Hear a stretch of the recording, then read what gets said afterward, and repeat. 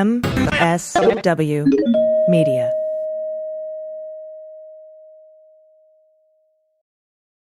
Craving the coffee flavor you love, but without the caffeine? Kachava's got you covered with their newest coffee flavor. This all-in-one nutrition shake delivers bold, authentic flavor, crafted from premium decaffeinated Brazilian beans. With 25 grams of protein, 6 grams of fiber, greens, and so much more. Treat yourself to the flavor and nutrition your body craves. Go to kachava.com and use code NEWS. New customers get 15% off their first order. That's KACHAVA.com, code NEWS. Trading at Schwab is now powered by Ameritrade, giving you even more specialized support than ever before. Like access to the trade desk, our team of passionate traders ready to tackle anything from the most complex trading questions to a simple strategy gut check. Need assistance? No problem. Get 24/7 professional answers and live help, and access support by phone, email, and in-platform chat. That's how Schwab is here for you, to help you trade brilliantly. Learn more at schwab.com/trading. All right, I've got another poem for you. While I was digging through 19th century newspapers looking for material on Alfred Packer, the Colorado cannibal, I stumbled across something I was absolutely not expecting. Multiple poems about cannibals. Apparently, this was a whole thing. Victorian readers loved stories about cannibals. Adventure novels, travel accounts, missionary reports, newspaper jokes. If there was a way to work cannibals into it, someone probably did. And today's example is, well, something. History is messy, Weird, wild, anything but boring. we're rainy day rabbit holes. Exploring the unhinged side of history, politics, and culture. Let's fall down the rabbit hole.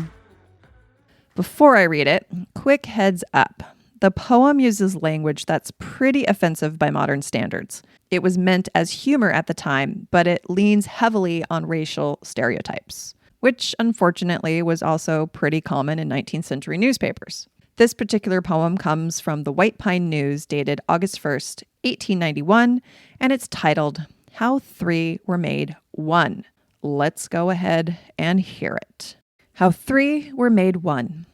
A cannibal maid and her Hottentot blade, they met in a lonely defile. A gay eagle plume was his only costume. The lady was wrapped in a smile. Together they strolled, and his passion he told in a pleading and tremulous tone, while softly they trod on the blossom-strewn sod and spooned in the twilight alone. Then sweetly she sighed as she slyly replied, with tender and fairy-like mien, she murmured the word, when a war whoop was heard, a rival had burst on the scene. A savage Zulu to the trysting place drew, demanding his cannibal bride. But the Hottentot said, with a toss of his head, I'll have thy degenerate hide. The Hottentot flew at the savage Zulu, and the Zulu, he went for the blade. And fiercely they vied, in their strength and their pride, and fought for the cannibal maid.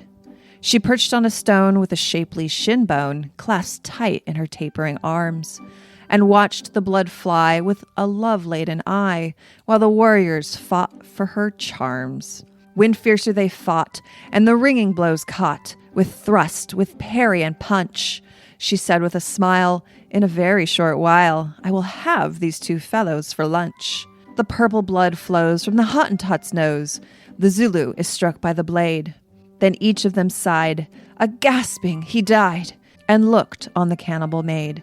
She made a nice stew of the savage Zulu, and scrambled the Hottentot's brains. 'Twas a dainty menu when the cooking was through, and she dined on her lover's remains. The savage Zulu and the Hottentot too both sleep in a cannibal tomb. The three were made one, and the story is done. The maiden strolled off in the gloom. So, that escalated quickly. If the first poem we talked about was a cannibal love story, this one is more like a cannibal love triangle that ends in what I can only describe as a very unfortunate dinner party. And as ridiculous as it sounds to us now, this kind of thing actually fit right into the cultural landscape of the time. 19th century Americans and Europeans were fascinated, borderline obsessed with cannibals. Part of that came from exploration. During this period, European empires were expanding across Africa, the Pacific, and parts of Asia, and travelers were bringing back stories about places most readers would never see for themselves. These stories were often exaggerated, sometimes misunderstood, and occasionally just completely made up. But if you wanted people to pay attention, there was one detail that always worked: cannibalism. So cannibals started showing up everywhere in popular culture. They became this stock character, dangerous, exotic, supposedly lurking out on the edge of the map waiting to eat unsuspecting explorers. And poems like this one leaned right into that stereotype. You can see in it how the characters are introduced. Nobody has a name. They're just labeled cannibal, Zulu, and Hottentot. And that last term is worth pausing for a moment. Hottentot was a word Europeans used for the Khoikhoi people of southern Africa. It wasn't a respectful name. It was basically a nickname Europeans invented because they thought the language sounded strange and unfamiliar. In other words, it was a stereotype. And even in the 19th century, it had a pretty ugly edge to it. So when the poet drops that word into the story, they're not really describing a specific person or culture. They're just invoking a caricature that readers are already familiar with. And that's really the thing this poem reveals. The characters aren't people, they're types. They exist so the reader can immediately picture the scene: a wild place, savage rivals, and a violent ending that's supposed to be both shocking and funny. Now, I doubt the person who wrote this poem thought they were contributing to some grand historical narrative. They were probably just trying to write a clever little piece for the newspaper. But jokes tell you something about the culture they come from. When a stereotype becomes the punchline, it means the audience already recognizes it. The writer doesn't have to explain anything. Everyone already knows the setup.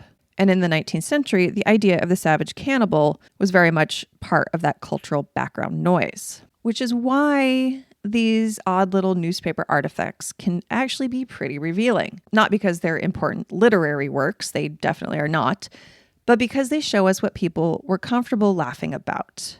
And apparently in 1891, a cannibal love triangle that ends with someone getting eaten was considered perfectly good entertainment. Victorian journalism was a strange place. All right, thanks for joining me, and I'll see you down the rabbit hole.